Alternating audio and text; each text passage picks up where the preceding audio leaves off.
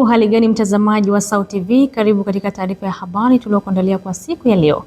Na miongoni mwa taarifa tulizonazo ni pamoja na baadhi ya wakazi wa mtaa wa Malimbe jijini Mwanza wameeleza madhara ya matumizi kiafya pasipo ushauri wa daktari. Maelfu ya walimu nchini Gabon wameendelea kugoma kufanya kazi kutokana na kucheleweshwa kwa mshahara. Na katika michezo, wadau wa soka jijini Mwanza wameonyesha matumaini kwa timu ya wanawake Yanga Princess kuwania mbio za ubingwa mwaka 2026. Kwa hayo na mengine mengi, ongozana nami Rebecca Barnaba atakayokusomea habari za kitaifa na kimataifa. Happiness Asheri atakusomea habari za biashara, na katika michezo tutakuwa naye David Kiaman. Na tuanze na habari za kitaifa.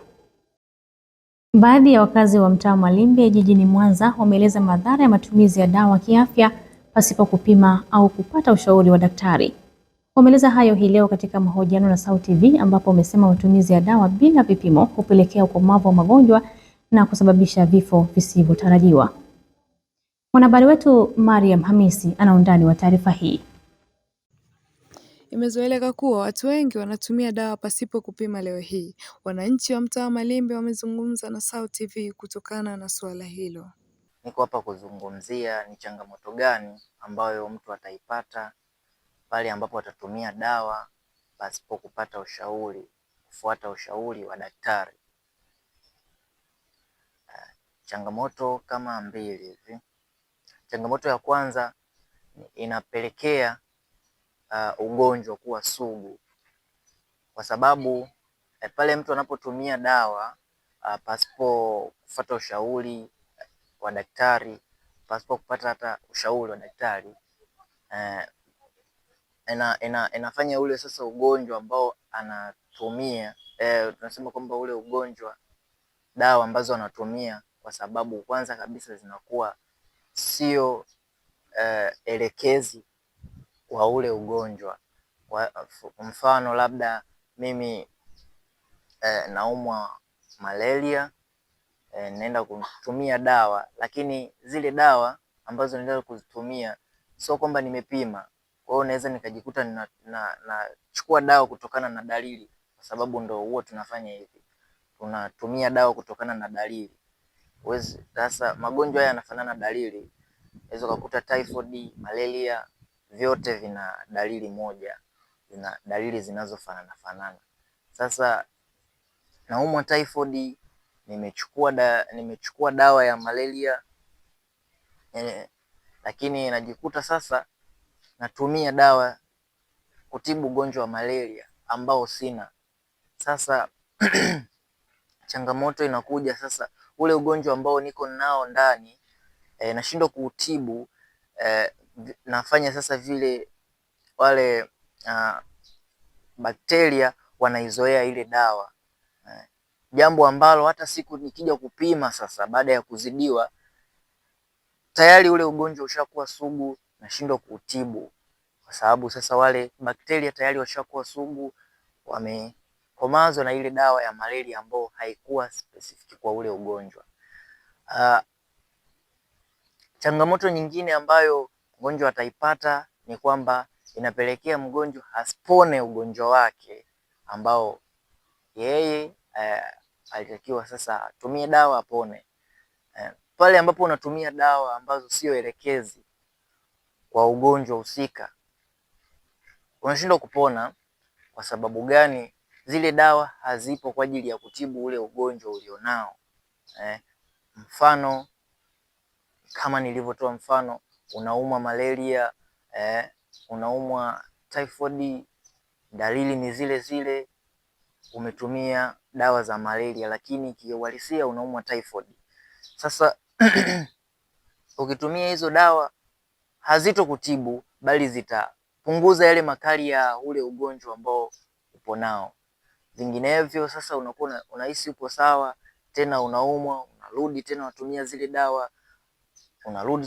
zile dawa, afu hauponi ule ugonjwa ambao upo nao.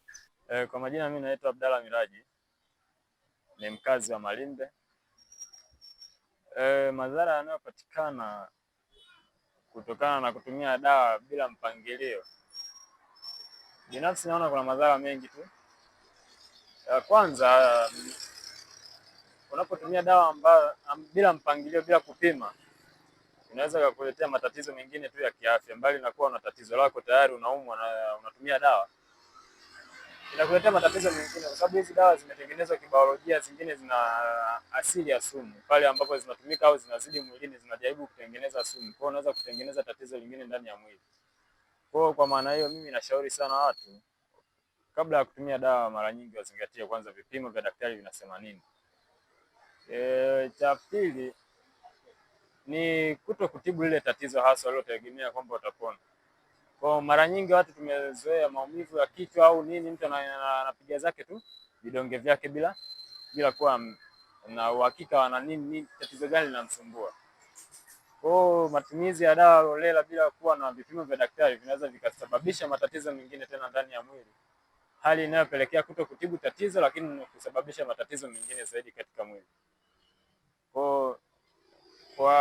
Kwa ujumla tu ni kwa hasa tu wanajamii wawe na tabia ya kupima afya zao mara kwa mara kwanza, lakini pia wazingatia hata wanapopatiwa vipimo hivyo wawe makini pia, kwa sababu kutumia dawa bila mpangilio inaweza kusababisha matatizo mengine mengi tofauti na hali ya maradhi yao, ugonjwa wao. Kwa hiyo mimi kwangu naona zaidi anaenda kuongeza matatizo mengine kwenye mwili. Asante. Kwa upande wake naye daktari amezungumzia swala hilo la madhara yanayojitokeza baada ya kutumia dawa pasipo kupima afya. Kwa majina naitwa Dr. John kutoka Royal Clinic. Ningependa kuzungumzia madhara ya mtu kutumia dawa bila kupima. Madhara yapo mengi, ila ningependa kuongelea machache. Kwanza kabisa, cha kwanza, dawa inaweza ikamletea mzio. Mzio hii inakuwa ni kama tuseme allergy. Kwa mfano mtu anaweza akatumia dawa ikamkataa. Sasa kama itakataa inaweza ikamletea madhara. Kwa mfano mtu anaweza akatokwa na vipele. Hiyo ni sababu moja hapo ya kutumia dawa bila kupima. Maana unakuwa hauna usahihi kutoka kwa mtaalamu wa afya. Kingine pia unaweza ukajioverdose. Overdose inatokea pale, kwa mfano mtu umetumia dawa unashindwa kubalance, yani kwamba utumie kwa siku ngapi au utumieje. Hapo unakuwa hamna usahihi zaidi. Kwa hiyo unaweza ukajikuta unatumia dawa ambayo ni kubwa zaidi, au unaweza ukakuta unatumia dawa ambayo ipo chini kulingana na tatizo ambalo upo nalo. Asante sana Mariam Hamisi kwa taarifa hiyo. Baadhi ya wanafunzi wa Chuo Kikuu cha Mtakatifu Agostino Campus kuu ya Mwanza wamesema kuwepo kwa mazingira wezeshi kwa vijana na mafunzo ya ujasiriamali itasaidia kupunguza changamoto mbalimbali, ikiwa ni pamoja na ajira sambamba na matukio ya kiuhalifu yanayosababishwa na vijana. Maoni hayo ya wananchi yamefuatia hoja iliyotolewa na Waziri wa Vijana na Maendeleo Daktari Joel Nanauka akiwa bungeni jijini Dodoma. Kwa undani wa taarifa hii tuungane naye mwanahabari wetu Anita Jackson.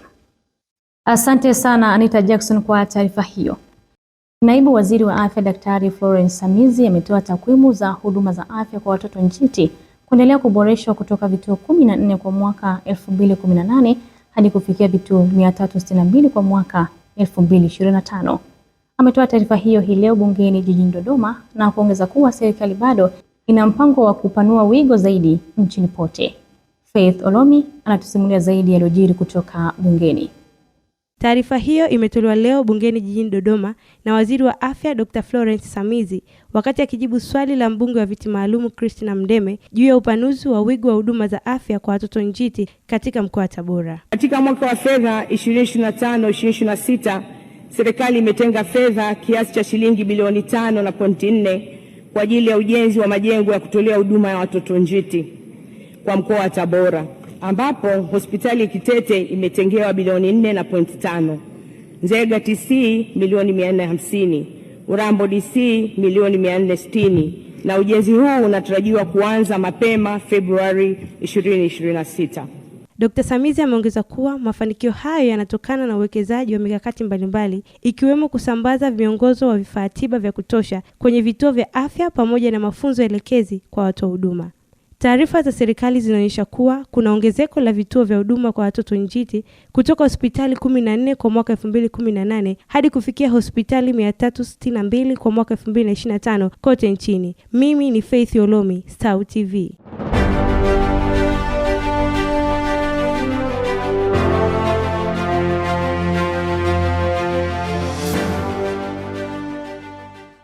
Karibu tena mtazamaji wa SAUT TV. Hivi sasa ni wakati wa kuangazia yale yaliyotokea nje ya mipaka ya taifa la Tanzania.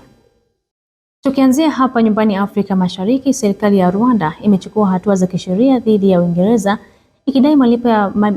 ikidai malipo ya mamilioni ya pauni kufuatia kufutwa kwa makubaliano tata ya kuhamisha waomba hifadhi, mpango ambao sasa umegeuka kuwa mvutano wa kimataifa wa kisheria.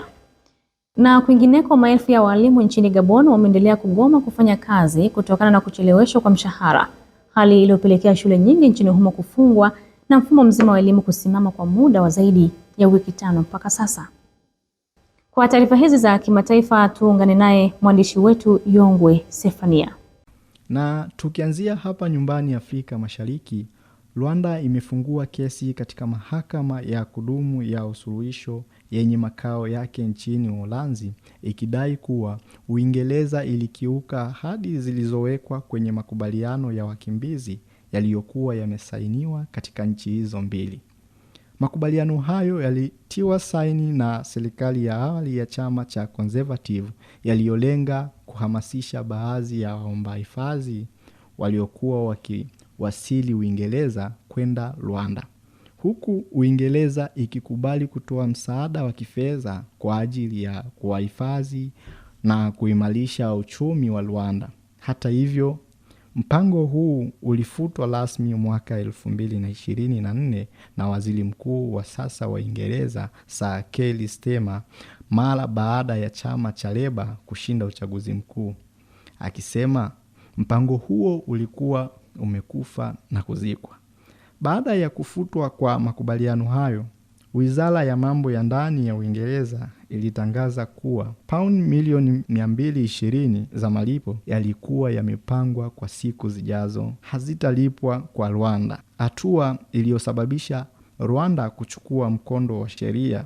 Msemaji wa waziri mkuu wa Uingereza amesema serikali itajilinda kwa nguvu zote ili kulinda walipa kodi wa nchi hiyo, akieleza kuwa mpango wa Rwanda ulikuwa janga lililogharimu zaidi ya pauni milioni 700, huku watu 4 wakijitolea kuhamishwa. Kwa upande wa serikali ya Rwanda, haijatoa kauli ya moja kwa moja, lakini wizara yake ya mambo ya nje imeeleza kwenye makala ya gazeti la News Times, ikisisitiza kuwa kesi hiyo inahusu utekelezaji wa ahadi maalum chini ya mkataba. Kwa mujibu wa takwimu, kati ya pauni milioni 700 zilitumika, pauni milioni 290 zilishalipwa kwa Rwanda, huku makubaliano yakieleza uwezekano wa malipo ya zaidi ya pauni milioni 100 katika miaka ya fedha ya mwaka 2025-26 na 2026-27. Zaidi ya hilo, kulikuwa na makubaliano ya kulipwa pauni milioni 120 endapo waomba hifadhi 300 wangehamishwa Rwanda, jambo ambalo halikutekelezwa na sasa linatajwa kuwa chanzo kikuu cha mvutano wa kisheria kati ya mataifa hayo mawili.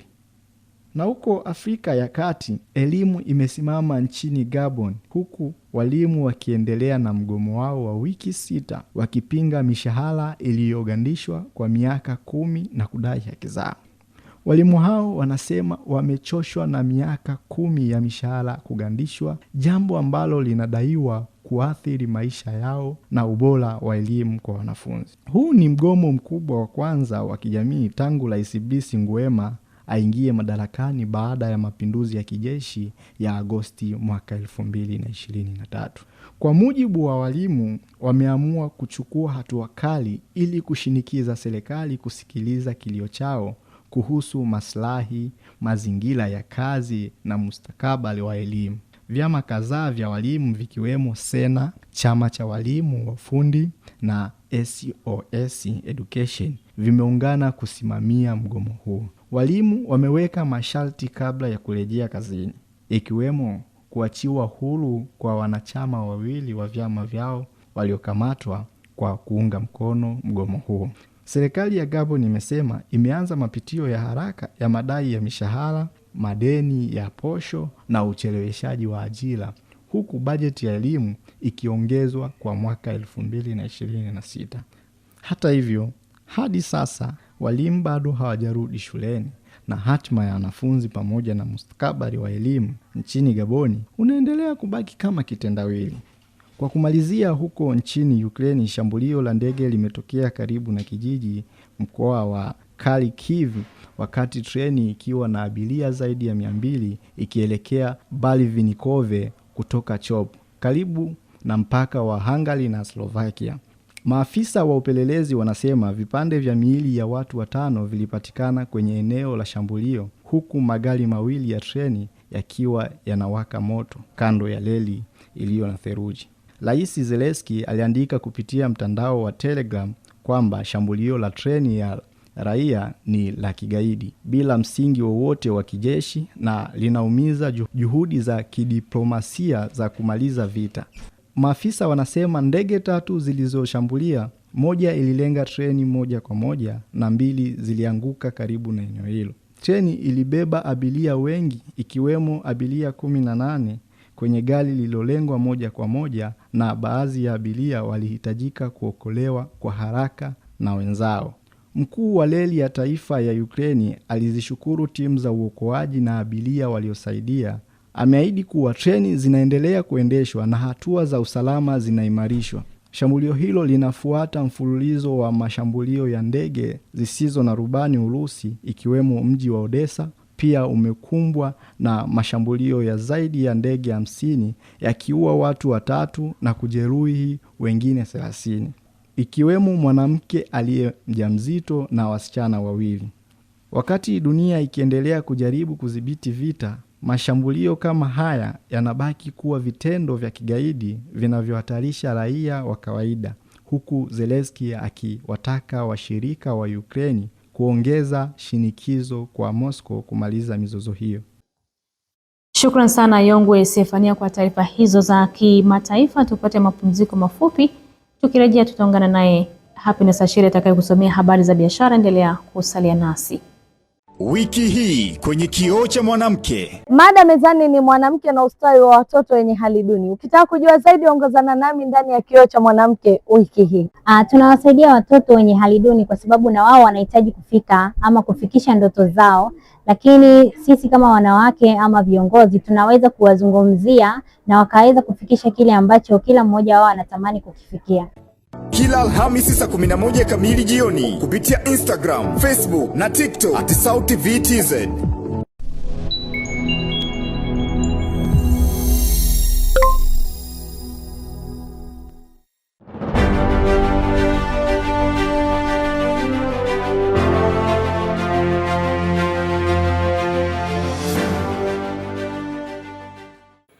Karibu mtazamaji wa Sauti TV na sasa ni habari za biashara. Jina langu ni Happiness Ashiri. Baadhi ya wanafunzi wa Chuo Kikuu cha Mtakatifu Agustino kampasi kuu ya Mwanza ambao wanajihusisha na vikoba wameeleza ni kwa namna gani wananufaika na vikoba hivyo.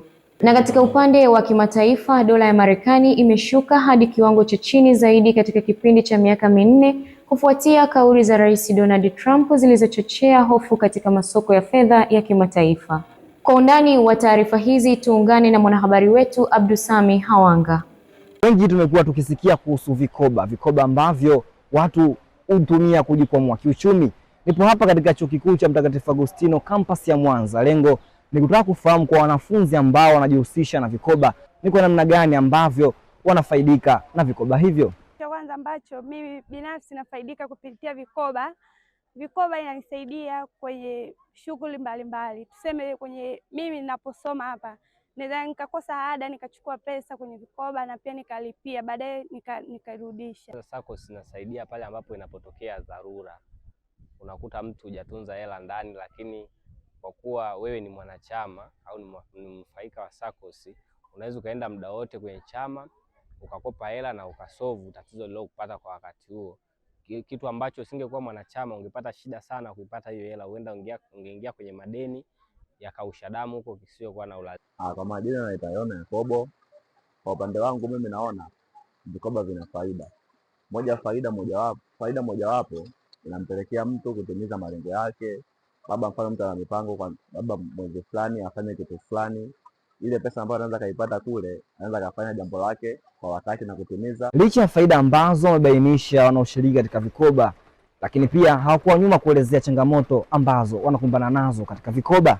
Afu anashindwa kurudisha kule, inakuwa kwenye changamoto ya uendeshaji ya vikoba. Unakuta mtu akishapokea pesa yake aliyokuwa anahitaji aendelee tena, hivyo anapelekea wengine kuto kutimiza malengo yao kwa wakati walioupanga. Ni kutokea hapa katika viunga vya Chuo Kikuu cha Mtakatifu Agustino campus ya Mwanza, ambapo wanafunzi ambao wanajihusisha na vikoba wameweza kuelezea ni kwa namna gani wananufaika na pia changamoto ambao wanakumbana nayo katika vikoba.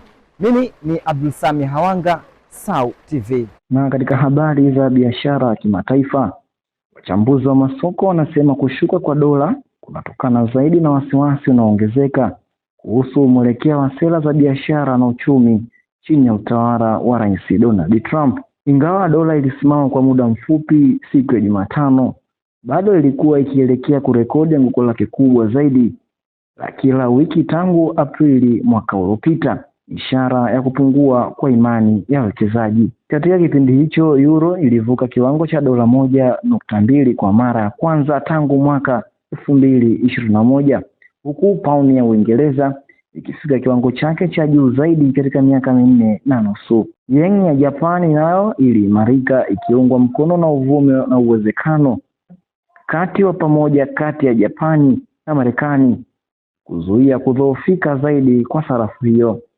Hata hivyo, kuimarika kwa euro kumeibua wasiwasi miongoni mwa maafisa wa Benki Kuu ya Ulaya ECB, ambao wameonya kuwa nguvu kubwa ya sarafu hiyo inaweza kudhoofisha juhudi za kudhibiti mfumuko wa bei. Baadhi ya watunga sera wamesema ECB huenda ikilazimika kupitia upya mwelekeo wake wa viwango vya riba endapo hali hiyo itaendelea. Asante sana Abdulsami Hawanga kwa taarifa. Na mtazamaji, huu ni mwisho wa taarifa za biashara tulizokuandalia kwa siku ya leo. Tupate mapumziko mafupi, tukirejea ni habari za michezo na David Kiaman.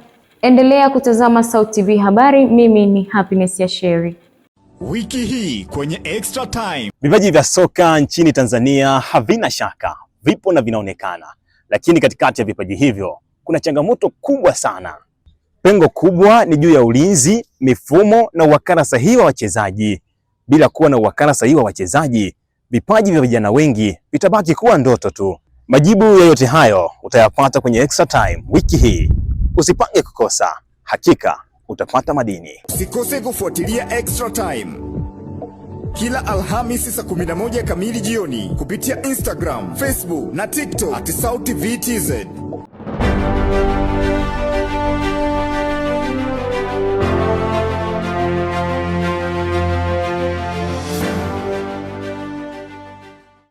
Matumaini yangu mzima wa afya mwanamichezo mwenzangu. Karibu katika habari za michezo. Jina langu ni David Kiamani. Wadau wa soka jijini Mwanza wameipongeza timu ya wanawake Yanga Princess kwa kufanya vizuri katika ligi kuu ya wanawake Tanzania bara, huku wakiwa na matumaini ya timu hiyo kuwania mbio za ubingwa mwaka 2026. Na huko barani Ulaya, klabu ya Arsenal ikiwa ni kinara wa msimamo wa ligi kuu ya Uingereza imeendelea kushikilia nafasi ya kwanza kunako michuano ya mabingwa barani Ulaya.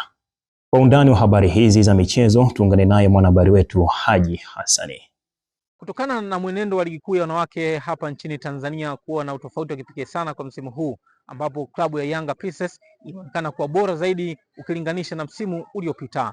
Kufuatia hayo, klabu hiyo imeibua hisia mseto kwa wadau wa soka kanda ya Ziwa, haswa kwa hapa mkoani Mwanza, na kama wanavyoeleza nini kulingana na klabu au timu ya wanawake ya Yanga Princess ukilinganisha msimu uliopita na msimu wa mwaka 2026 ni tofauti, kwa sababu kuna sehemu wameimprove, kwa maana kwamba kuanzia uwekezaji hadi kwenye sekta ya wachezaji, kwamba kuna wachezaji ambao wamewapunguza na kuna wachezaji ambao amewaongeza. Kwa hiyo mimi kama vile mshabiki wa soka, kwa maendeleo aliyofanya Yanga mpaka sasa hivi wamefika hatua nzuri, kwa sababu ukiangalia miaka ya nyuma Yanga Princess wakaga wakicheza, let's say wakicheza na Simba wakaga ni wanapata pointi za chini kutokana na ile ubora waliokuwa nao, ni ubora wa chini sana. Lakini toka mwaka umeanza kwa sasa hivi tunaona ni ubora, yani makocha, yani uongozi mzima wa Yanga Princess wanakuwa wamefanya jitihada za kutosha hadi kuhakikisha kwamba ile timu yao inakuwa ni bora.